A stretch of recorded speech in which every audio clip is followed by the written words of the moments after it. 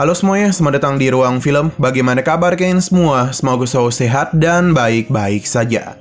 Sesuai jadwal, jadi pada hari ini kita kembali melanjutkan series Donghua Penakluk Bintang episode terbaru, yang mana ini adalah episode yang ke-104.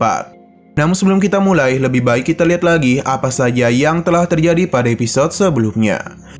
Pada episode minggu kemarin, Lao Feng bersama dengan para pelayannya secara perlahan mulai memasuki tempat di mana para sandera ditahan. Penyelinapan ini agak sulit untuk mereka lakukan karena penjagaan yang diberikan oleh Toliu dan juga Pula begitu ketat.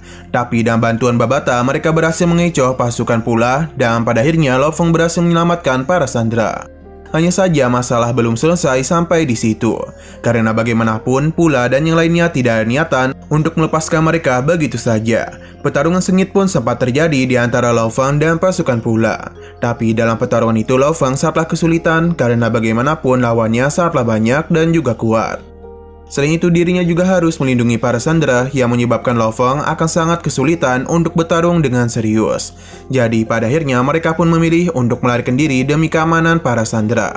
Sekarang kita akan melanjutkan episode terbarunya. Di tengah pelarian Lao Feng, kita dibawa masuk ke dalam pesawat luar angkasanya. Penjaga perak melepaskan perlindungan kepada mereka. Lao Feng pun memanggil Sushin agar dia bisa lebih tenang. Sushin merasa sangat senang karena dia masih bisa selamat. Padahal itu sudah membayangkan hal yang tidak-tidak, dan dia ini sangat khawatir bagaimana nantinya kondisi anak mereka. Lahua juga senang dan memberitahu kakaknya kalau dia ini baik-baik saja. Hal itu pun membuat Lao Feng lega. Apalagi para pemimpin 5 negara besar semuanya tidak ada yang terluka. Namun tentunya masalah tidak berhenti sampai di sini saja. Sebab para pasukan dari Pula masih terus melakukan pengejaran kepada Lao Feng dan yang lainnya. Ini harus segera dihentikan karena Lao Feng tidak bisa membayangkan apa yang terjadi kepada bumi jika pasukan Pula masih terus berada di sini. Berhubung mereka sangatlah menginginkan bumi, jadi Lao Feng berencana untuk membiarkan mereka untuk tinggal di sini selamanya. Babata pun diminta untuk melakukan analisis terhadap kekuatan musuh. Ada 15 star tingkat 9, sedangkan pasukan di belakang berada di level 7 atau 8. Dan tentunya yang memiliki kekuatan tinggi adalah Pula.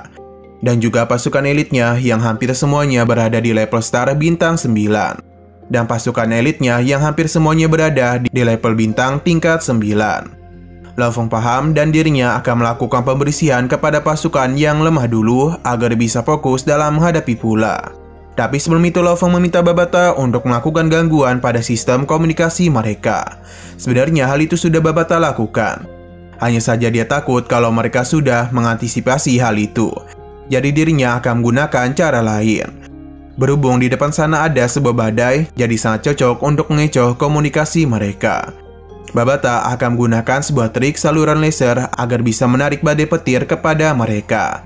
Ia juga akan membuat sebuah garis untuk melontarkan saluran plasma agar mereka bisa melintas di dalamnya. Dan begitu Babata baru bisa memblokir semua sinyal elektronik dari pesawat luar angkasa. Atuka sangat panik karena ini semua berada di luar kemampuannya. Namun Babata menenangkannya karena dia akan melakukan perbaikan kepada Atuka. Alih-alih tenang, hal itu malah semakin membuat Atuka ketakutan.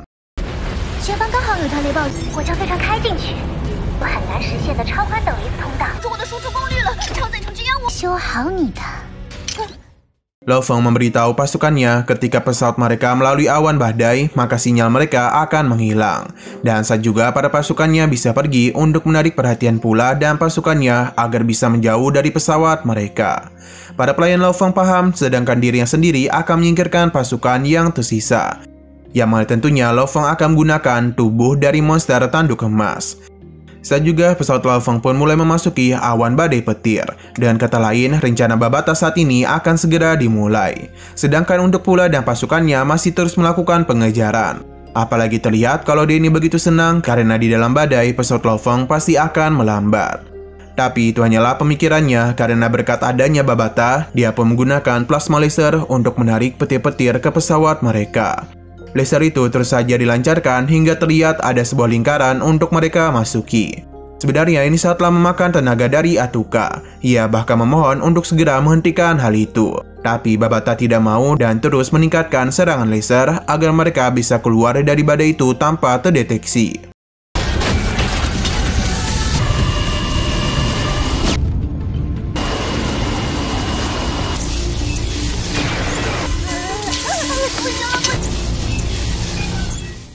Nah, rencana jenius dari Babata berhasil, karena Pula dan pasukannya sama sekali tidak menemukan sinyal dari pesawat luar angkasa Lo Feng. Mereka menduga kalau petir ini telah mengganggu sinyal dan tidak mampu dideteksi oleh satelit bumi. Kembali kepada Lo Feng, yang mana Babata memberitahu kalau sinyal pesawat sudah berhasil dia matikan. Jadi selanjutnya mereka akan berkomunikasi dengan sinyal pribadi. Lo Feng paham dan dia pun meminta para pelayannya untuk melakukan rencana kedua. Saat para pelayan Lo Feng keluar, ketika juga sinyal mereka diketahui oleh Pula dan yang lainnya. Berhubung inilah para prajurit tingkat tinggi, jadi Pula yakin mereka sedang melindungi pesawat. Jadi dia itu akan terus mengikuti mereka.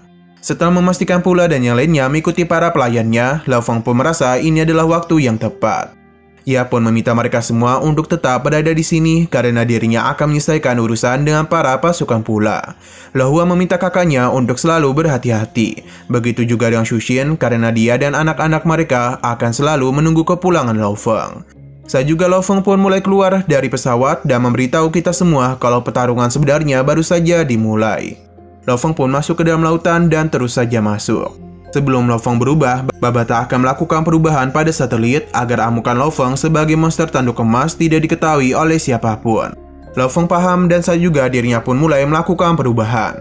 Setelah menjadi monster tanduk emas, Lo Feng pun meminta lokasi pasti dari para prajurit bintang tingkat 7 dan 8 berada.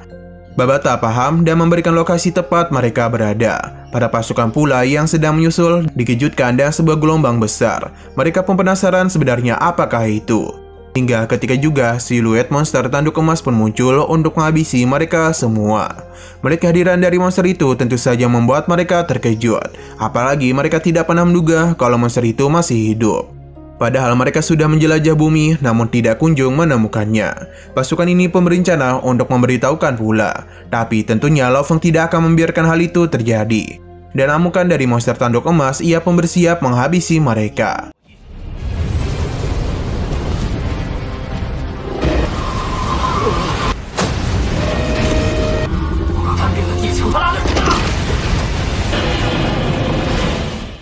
Pula dan yang lainnya sudah mengetahui kalau monster tanduk emas masih hidup. Rasa senang pun mulai mereka rasakan, karena bagaimanapun monster tanduk emas itu masih berusia cukup kecil. Karena bagaimanapun monster tanduk emas itu masih berusia cukup malam. Karena bagaimanapun monster tanduk emas itu masih berusia cukup kecil, dan hal itu akan mempermudah mereka dalam menangkapnya. Toliu menanyakan keputusan Pula apakah mereka harus mengejar Lo Feng atau menangkap monster tanduk emas. Di sini Pula penasaran mengapa monster itu muncul di saat mereka melakukan pengejaran kepada pesawat Lo Feng. Apalagi mereka sudah melakukan pencarian di seluruh bumi tapi tidak kunjung menemukannya. Maka karena itulah dia yakin kalau monster itu berhubungan langsung dengan Lo Feng. Jadi tanpa pikir panjang lagi mereka pun mulai kembali untuk menangkap monster tanduk emas. Kembali kepada Lo Feng, Yamari itu masih terus mengamuk untuk menghabisi para pasukan Pula.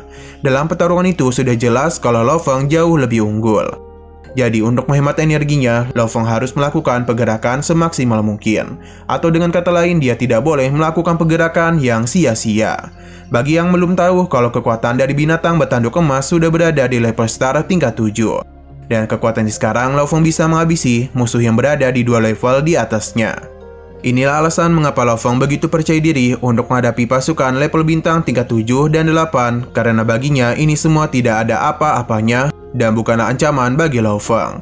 Hanya dalam satu kali serangan saja pasukan ini langsung saja meninggoy.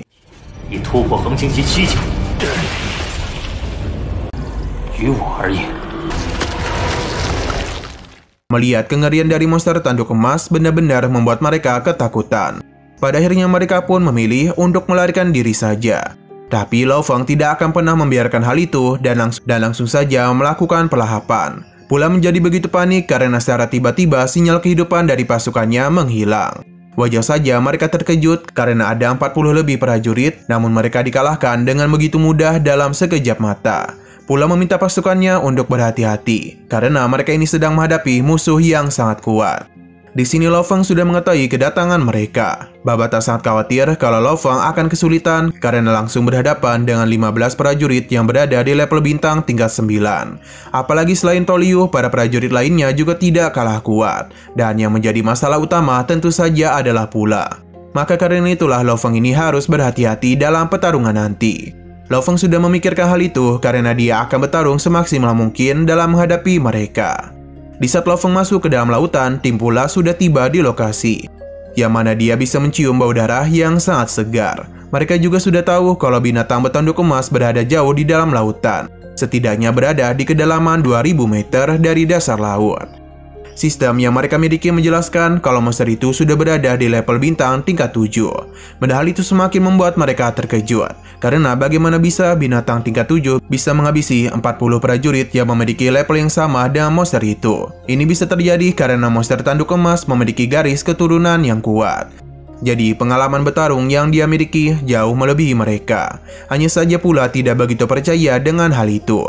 Apalagi dia yakin kalau monster tanduk emas tidak akan mungkin bisa mengalahkan mereka bertiga yang berada di level star tingkat 9. Pula meminta anggota timnya untuk bersiap-siap karena mereka akan melakukan tangkapan kepada monster tanduk emas.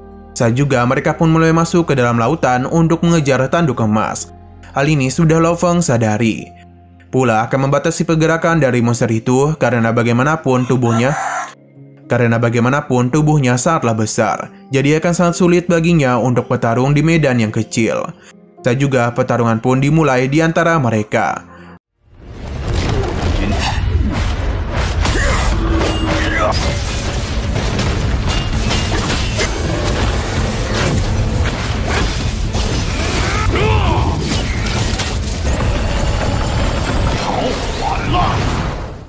Prajurit star tingkat 9 memanglah bukan prajurit biasa, karena di sini bisa terlihat kalau mereka dengan mudah melancarkan serangan kepada monster tanduk emas.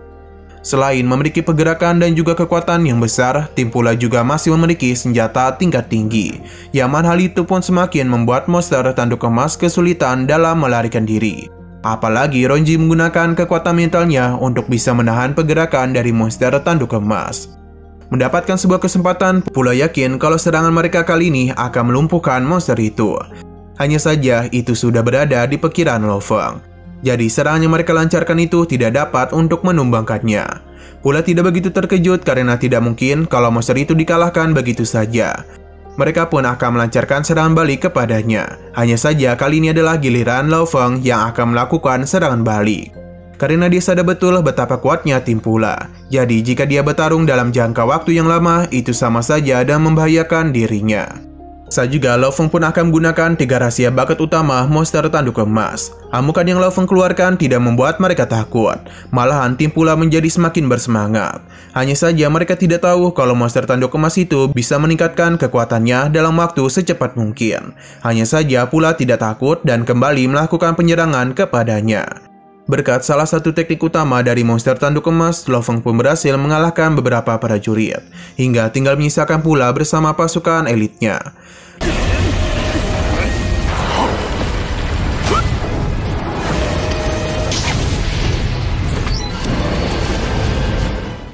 Lo Feng tidak menduga kalau dirinya akan sangat kelelahan setelah menggunakan salah satu dari 3 teknik utama monster tanduk emas. Pula memang sangat terkejut dengan serangan yang monster itu lancarkan. Hanya saja dia tidak ada niatan untuk berhenti dan akan menggunakan serangan gabungan agar bisa melumpuhkan monster itu. Nah, sayang sekali lagi seru-serunya episodenya ini malah bersambung. Namun sebelum kita akhiri, seperti biasa kita akan melihat preview bagian selanjutnya, yang mana pertarungan sengit akan terus terjadi di antara Lo Feng dan juga tim pula. Hanya saja sudah tertebak kalau dalam pertarungan itu berhasil dimenangkan oleh Lo Feng. Tapi terlihat kalau pula ini kemungkinan masih hidup dan melaporkan apa yang telah terjadi kepada Nolan Sun. Lo Feng sadar betul kalau penyerangan di bumi pasti belum berakhir. Maka karena itulah dia akan kembali berlatih untuk menjadi lebih kuat. Dan sepertinya di episode minggu depan, Lo Feng ini akan pergi ke The Killing Fields. Di sana dirinya akan merasakan apa itu kekuatan yang sebenarnya. Karena dan jelas Lo Feng itu berhasil dibuat babak belur. Oke, sekian dulu pada video kali ini. Untuk video selanjutnya akan segera hadir. Jadi bagi kalian yang ingin mengikuti series ini, langsung saja klik subscribe dan aktifkan loncengnya. Terima kasih yang sudah menonton video sampai habis. Jika kalian suka pada video ini, klik like dan share ke teman-teman kalian tentang channel ini. Dan ditunggu aja kelanjutannya. Oke, sampai jumpa di video selanjutnya.